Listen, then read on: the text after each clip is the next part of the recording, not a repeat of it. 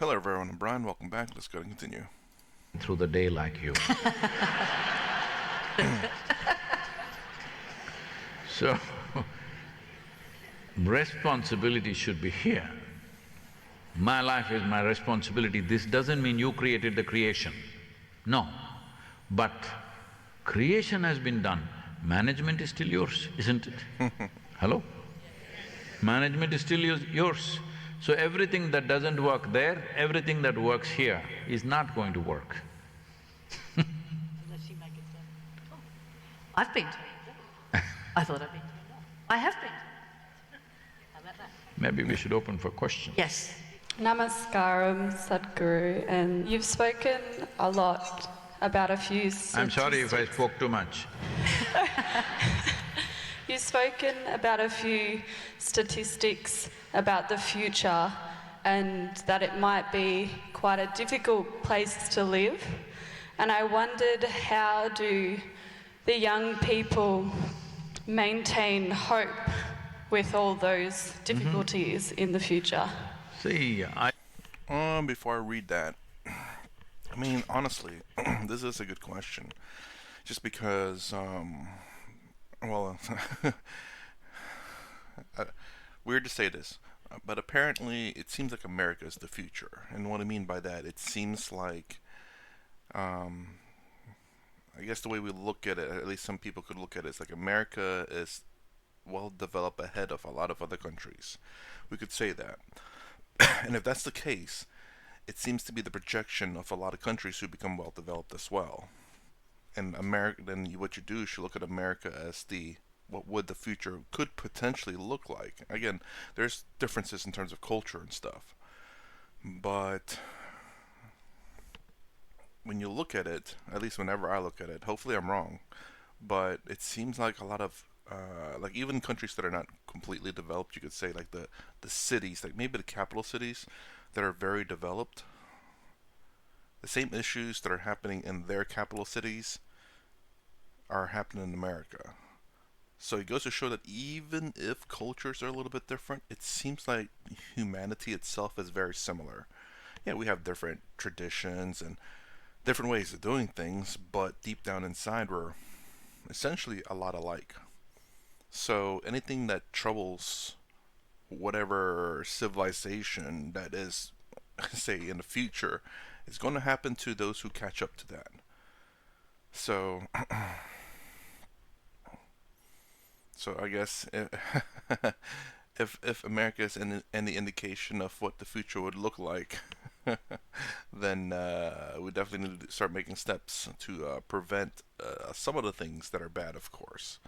But America is a little bit unique to some degree, but at the same time, again, you look deep down, we're all still just human. So, what makes America somewhat unique is the fact that it has a lot of diversity in terms of people from other countries. Not maybe not internal diversity necessarily, even though each state could be its own country to some degree, because every state's going to be a little bit different.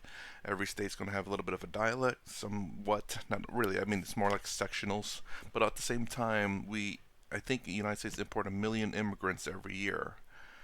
So that's 0.3%. Oh, let's see, 3, 1. I don't know, somewhere around there. Maybe 3%, 0.3%, somewhere around there, maybe. But it's every year though. So now that doesn't necessarily mean that all of them stay per se, and it doesn't mean there's not people leaving the country as well. But it's just the class of cultures a little bit. But again, like I said earlier, is that I don't think that that has a little bit of an impact, but I think deep down it's just that we're all kind of human beings, and for some weird reason we all tend to trend the same, similar things. We all, regardless of culture, regardless of language, regardless of religion, we all kind of want the same thing. But yeah, with all the technologies in the world and social media in particular, how it affects children, it's up to the parents' responsibility to teach them what really matters in life. Not the like and subscribe that you should be doing right now, and a thumbs up. I don't like any kind of predictions because predictions are being made on cold facts. Predictions are not taking into consideration what is beating in the human heart. So, if all of you come alive and decide, in Melbourne, we are not going to be sick mentally, can't we make it happen? So this is what is needed. We sit around and say, oh, it's going to happen, it's going to happen. Of course it'll happen. Because we are talking about human societies. Tomorrow's society will be the way we make it today. If there is a commitment in us, we can make sure as a part of this year we are launching what is called as Miracle of Mind. This, we want at least 3 billion people to practice in a matter of 18 to 24 months. This will roll out sometime in September. What this is about is minimum 15 minutes, a simple practice. At least 3 billion people on the planet, if they close their eyes for 15 minutes and does something about themselves, 12, 15 varieties of things we'll offer, some are physical, some are mental, some are sound-oriented, music-oriented, variety of things. Something you do for your well-being, 15 minutes a day if you commit, you could bring about a change. Because we know people are still hesitant about that till they get into a mess. We are offering a reward. We are trying to put together about 250 to 50 major brands in the world where, I'm saying for example, let's say Adidas shoes. Adidas, okay, let's go with that. If you're below 18 years of age, if you do 90 days of inner work upon yourself, they'll give you 5% discount on the shoes. I'm not saying this is the number, but some number they'll arrive at, because this is a business proposition.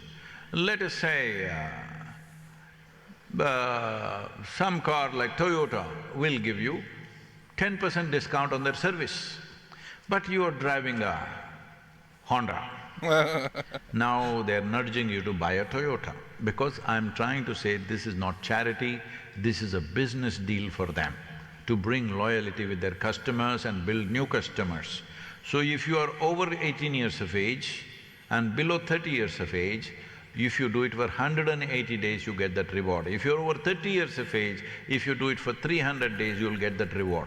The reward is just an add-on, but the biggest reward is you're mentally healthy. Hello? Yeah. And this is the thing too, it's kind of sad though, don't you think? The way he's saying it, but I understand why. The fact there's an incentive to it, a reward. But again, this is, again, the human condition? I don't know. This is just being human, where, you know, we don't tend to do things unless there's a benefit to us. And that benefit to us, well, I mean, mental health, sure.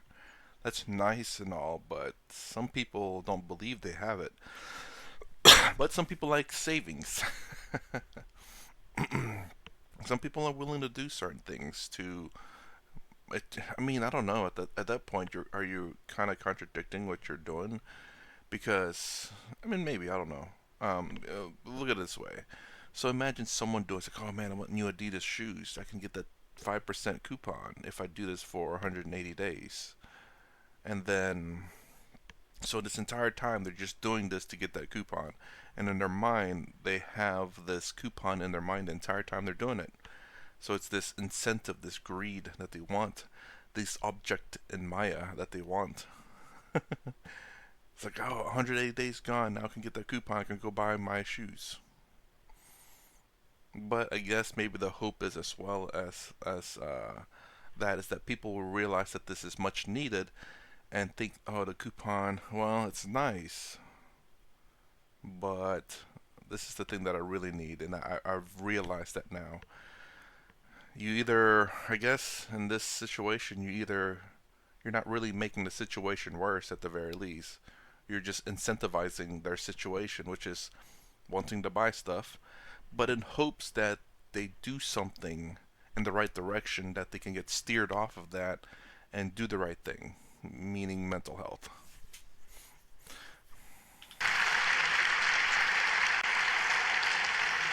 While the microphones move around, I had a question for you. Can I ask you one more question? I thought I'll read a poem for you. Oh, you've written a poem for Yeah. me? Okay. because you asked me the first question, I didn't get the poem at that time. That's true. It's titled as In Love. The beautiful weed-covered pond, the beautiful weed-covered pond, as I gaze at this seemingly still surface, as I gaze at this seemingly still surface, a fish plonks out in delightful effort, in search of sunlight or air, I do not know. A fish plonks out in delightful effort, in search of sunlight or air, I do not know. Splashes back into the pond, a momentary breakthrough for light and life, spectacular sight of spirit. Splashes back into the pond, a momentary breakthrough for light and life, spectacular sight of spirit. But the sound, it shattered my heart into a million pieces and scattered across. But the sound, it shattered my heart into a million pieces and scattered across. I do not know who I love or don't, but for sure in love.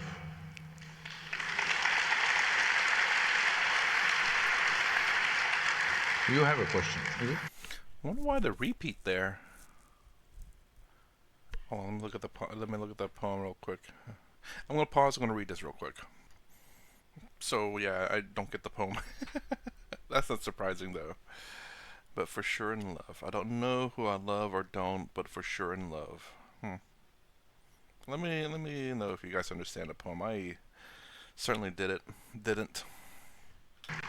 Well, it's to the words I don't know.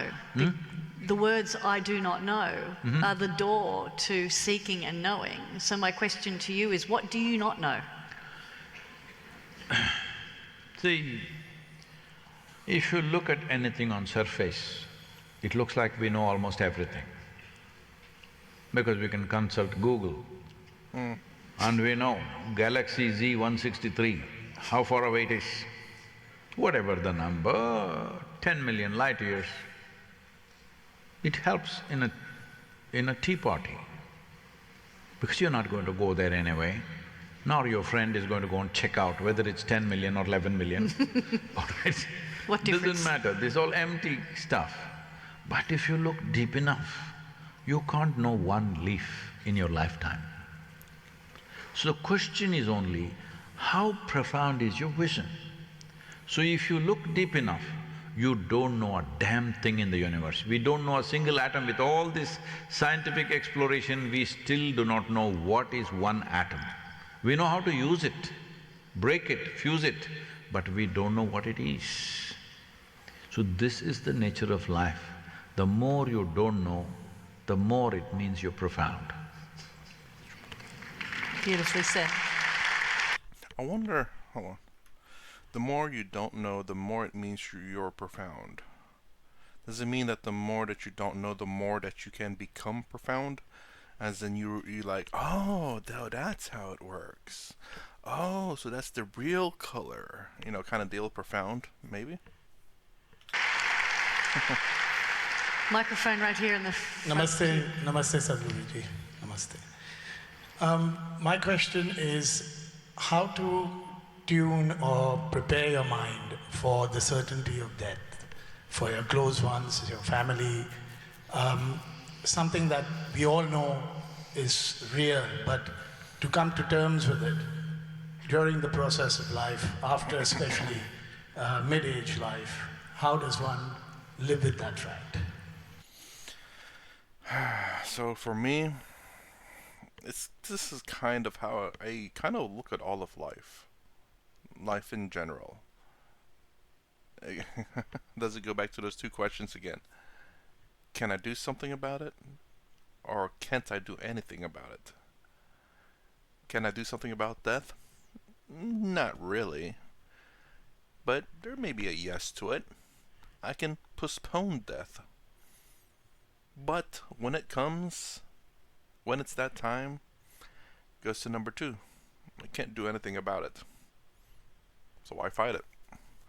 To that point, then why fight it? Fight until you cannot, I guess. And then when you cannot, accept the consequence, the outcomes.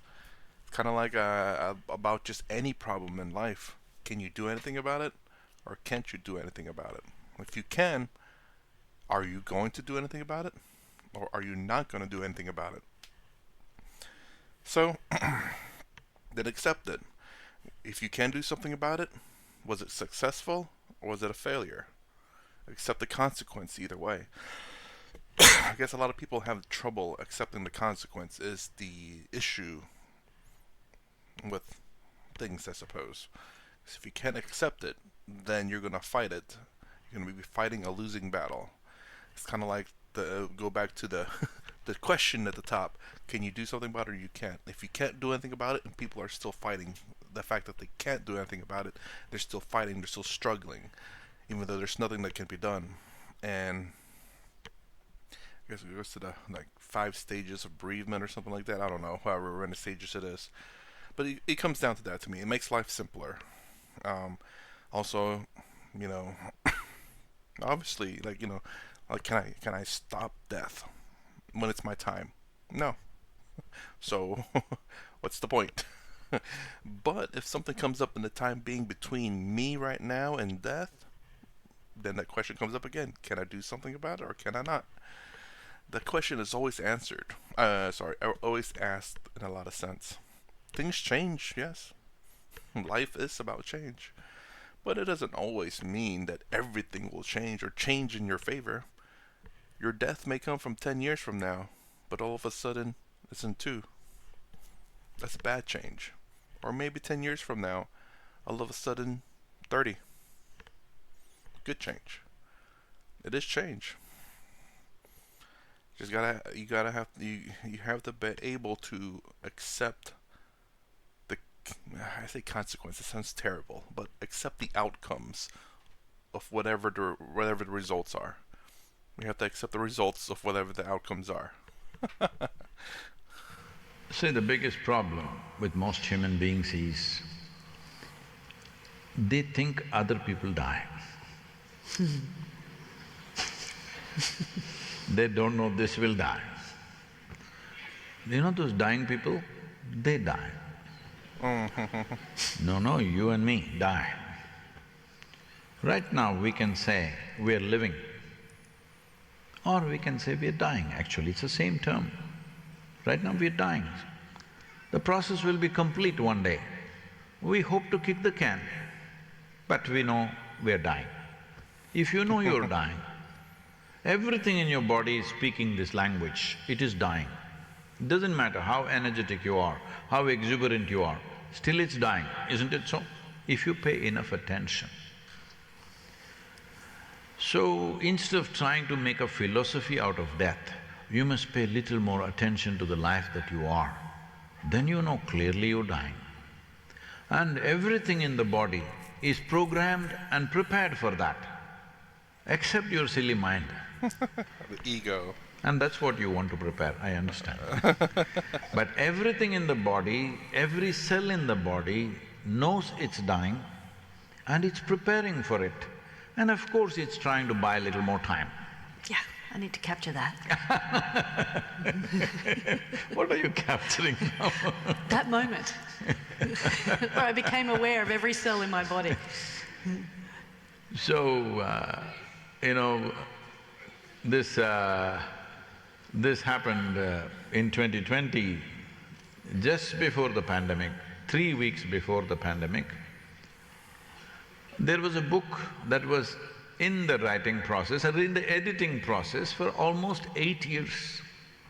Usually that's not my time scale, but somebody was editing it, taking limitless amount of time, and they keep coming back to me, one more question, one more question, one more question. Then I said, it looks like this is going to be a memorial book. Then in February 2020, I said it must be published now. They said, no Sadhguru, there's some more work we need to do this, this and that. I said, no, it has to go now. They said, why? We've waited so long, some more little things, Sadhguru, just spend 3 days with us, we'll put it together. I said, no, it must go now. Then the pandemic broke out.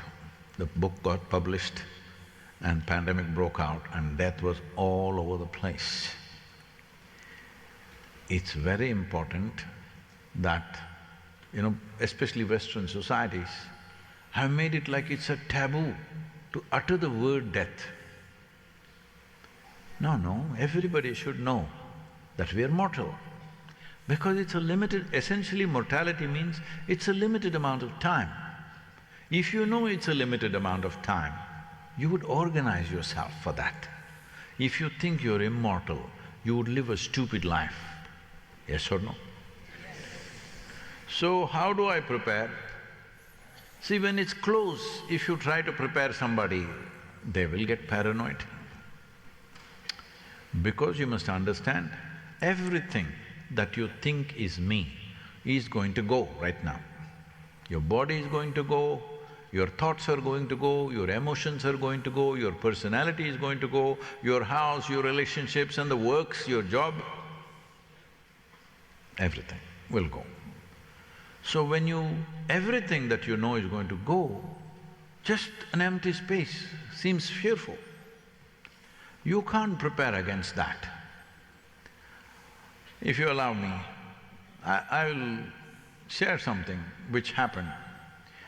When I was about 2.5 years of age, for some reason my mother was unwell, and so I went and lived with my aunt for about nearly 2 years, maybe a little less than 2 years. Jeez. She was only 18 years of age.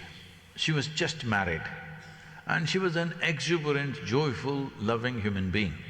She took me as her own, and not as her child, I became her buddy. So she took care of me well. I was there for nearly 2 years and then I came back, but we maintained that relationship more as a friend than an aunt. Very joyful, exuberant, loving human being. Everything in her life well, her children came and, the usual things, boys went to America, girls got married as they wanted, whatever Indian dream happened. Small aberrations, maybe. Wait. Indian dream happened. Is Indian dream to go to America?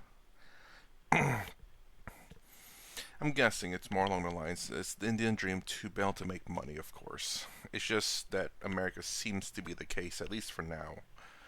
And hopefully that will change. I mean, obviously I want America to stay top dog, because that's where I live. I want wherever I live to stay top dog, okay? But, that's… things change, time change, everything's change in due time. But I get the girl dream, but it's just like… it's like, okay, boys go to America, it's like, yeah, I guess, they get education and they go to the place that just, there's just more jobs available. Sadly, that's the case of my birth country as well too, is that there's not a lot of jobs there, so they also want to come to America, or at least they want to go to a Western area, or, well, just anywhere that has jobs really, but tends to be Western countries. I actually have a aunt and cousins that live in Canada. I have some family that they're places. Let's just put it that way. But when he said it's the Indian dream, I'm like, what?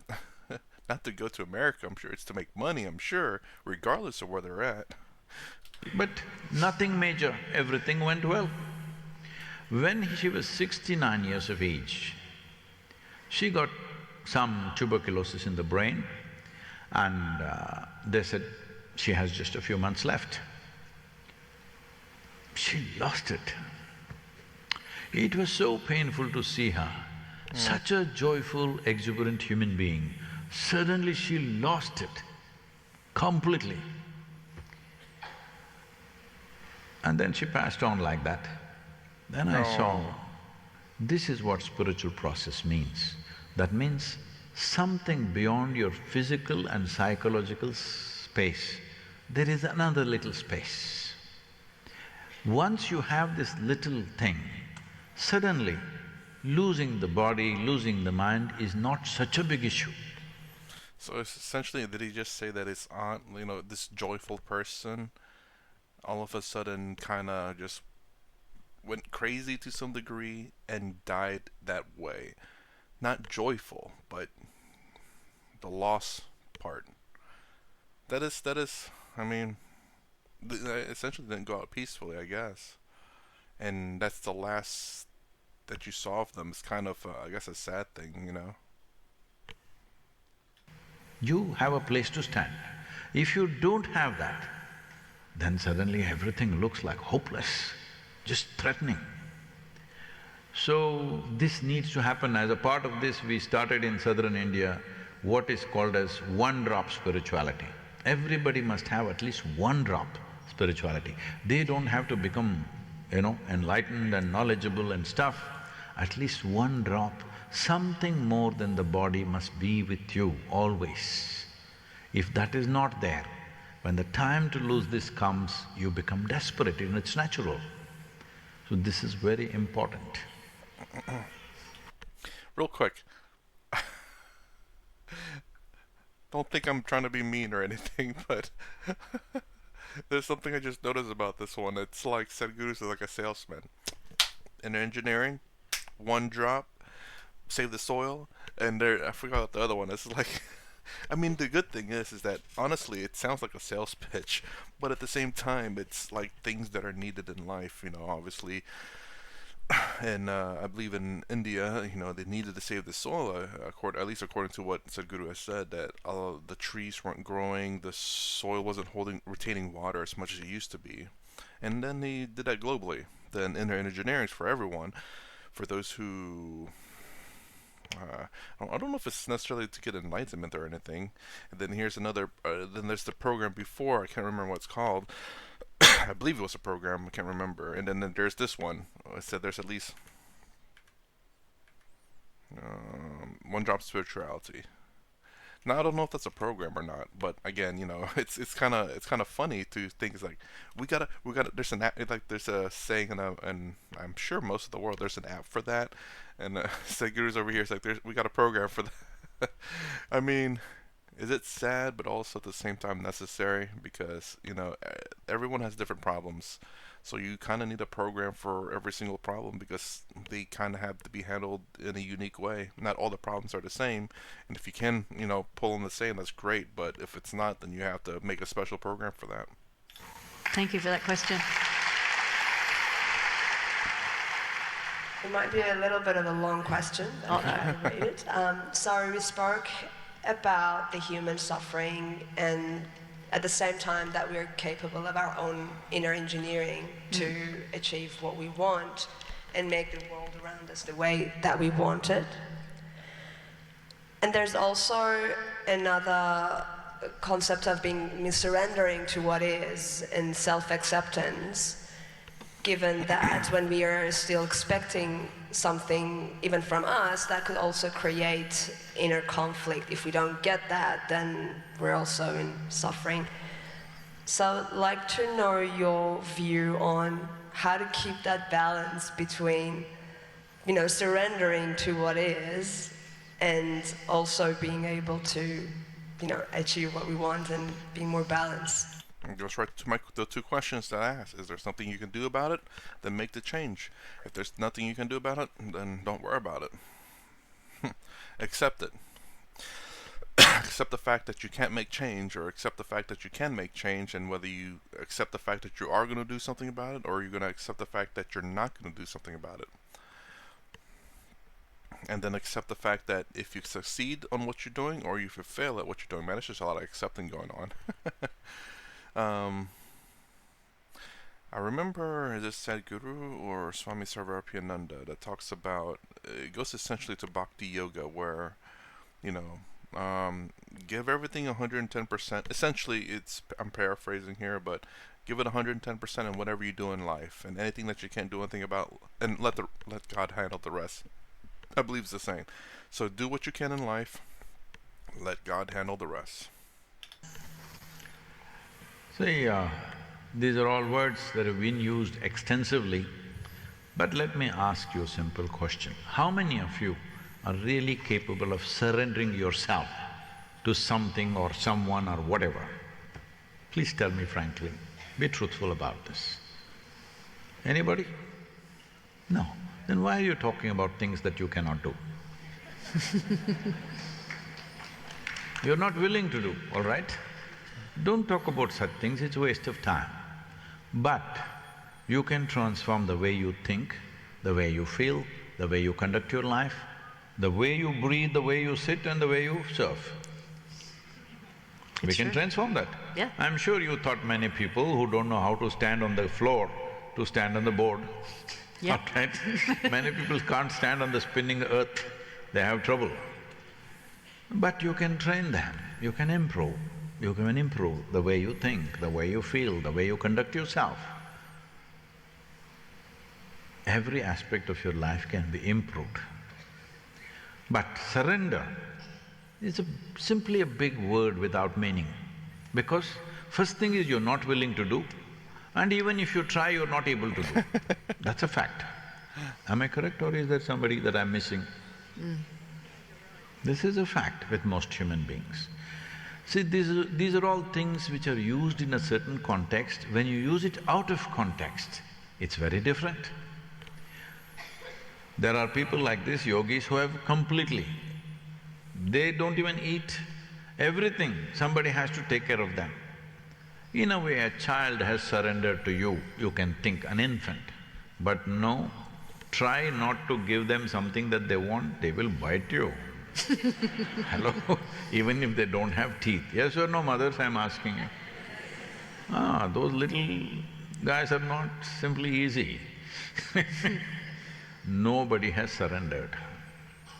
I want to surrender. This itself is a bad idea, isn't it? If you got so overwhelmed by somebody's presence, maybe there are moments when you almost don't exist. If we want to call that surrender, you can, but I would leave it without calling it anything. It's just a beautiful moment when your nonsense was not active. It happens when you're surfing, it happens. It does. When you're kicking a ball, it happens. When you're singing or dancing, it happens. Or if you're capable, it can just happen sitting here. See, these days I'm not getting any time, but if I close my door some days, 4 or 5 days, I don't read, I don't look at the television, I don't even look out of the window. 4 or 5 days, I don't have a single thought. I simply sit there. Because being alive is a far bigger process than your thought process. Hello? The life process is far bigger than your thought process. But because you went to school, and maybe you got a PhD, I don't know, you think your thought process is bigger than the universe. See, right now, today, just I'm informing you, all of you news if you've not seen, there have been no major accidents in the many billions of galaxies. You didn't get the news? Nowhere there's been any major accident, everything is flowing smoothly. And in this universe, there's been no major trouble, everything is going well. In this solar system also, planets, nobody went into each other, everything is going fine. So everything in the whole cosmos is going fine. But you are sitting here and you have one nasty thought in your head. And you think it's a bad day. It's lack of perspective, isn't it? Hello? In this limitless cosmos, everything is going well. One bad thought, one nasty thought and you think it's a bad day. The problem is, you must understand, in this universe, in this cosmos, this planet is a tiny speck. Hello? Australia is a super micro speck. In that Melbourne is a super micro speck. In that you're a big man. This is not a simple problem, this is a very big problem. So you have to get the perspective, you're less than a speck of dust. Tomorrow morning if you, me and everybody disappears, everything is fine. Hello? In the creation. Our life matters to us, that's a different matter. But if we lose perspective, we'll do all wrong things about ourselves and everything else. True that. So to respect everyone's time, I will just ask the last question. And my last question for you is, you've instilled so much inspiration and wisdom upon the audience tonight. What is the one most important thing everyone must do before they walk out of this room? What they should do? I know you don't like telling people what to do.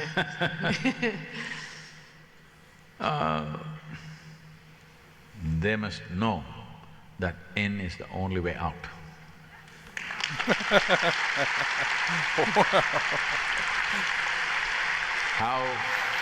How they find the way in is up to them. If they need help, we can offer, otherwise they can find their own way.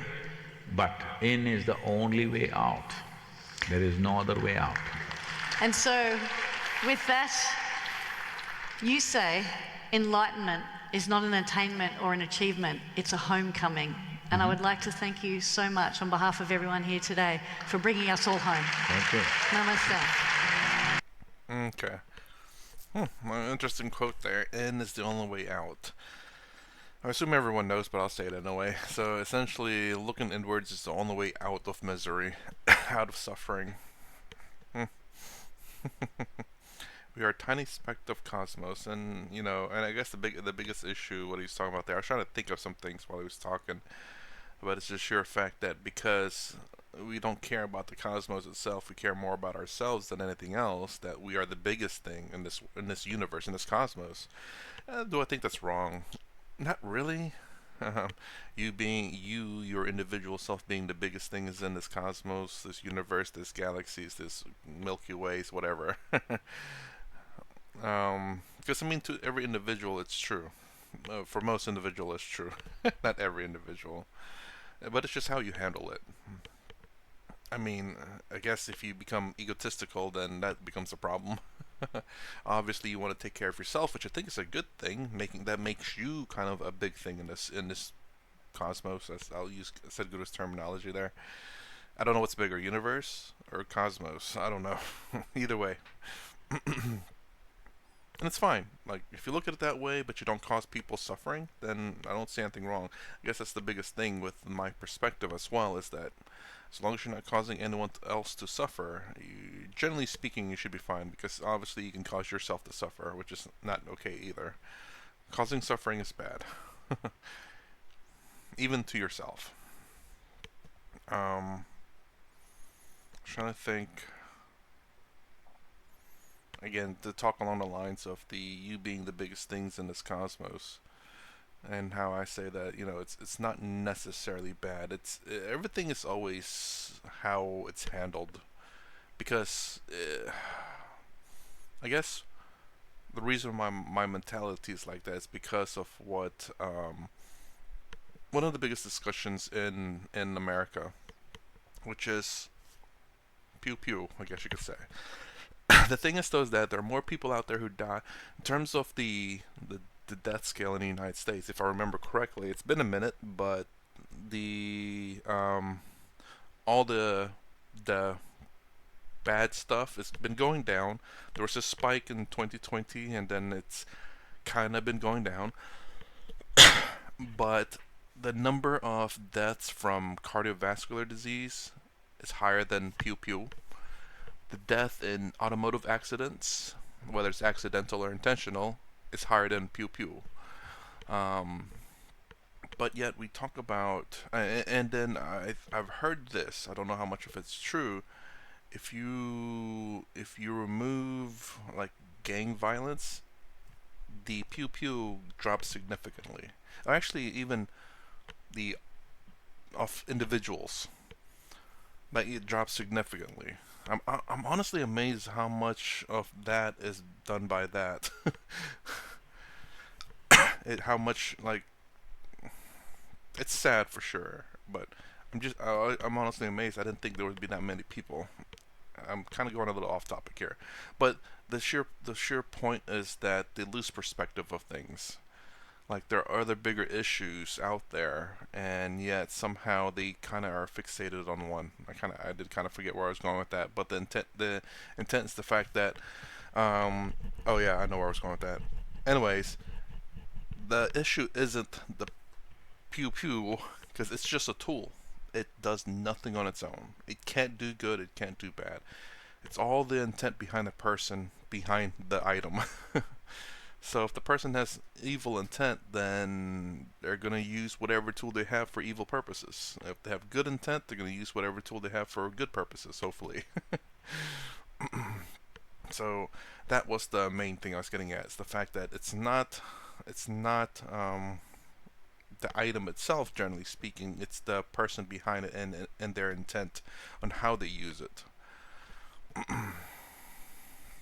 I forgot where I was going with that one too, but that was the message though, is the intent behind it. Good lord, I have a terrible brain. It forgets what it's talking about a lot. But I did get the message across, so whatever I said in the beginning, then it's the intent behind the actual use of the item. It's really what really matters. Anyways, so that's basically my reaction to Surfing the Waves of Life. Layne, Beachley, man, Blanchley. I always, I don't know why. I guess maybe the first thing I've seen that word with the CHLEY is Blanchley. And Sadhguru. If you like my content, please consider subscribing, thumbs up, the sign down below. Thanks for watching. I will see you in the next vid.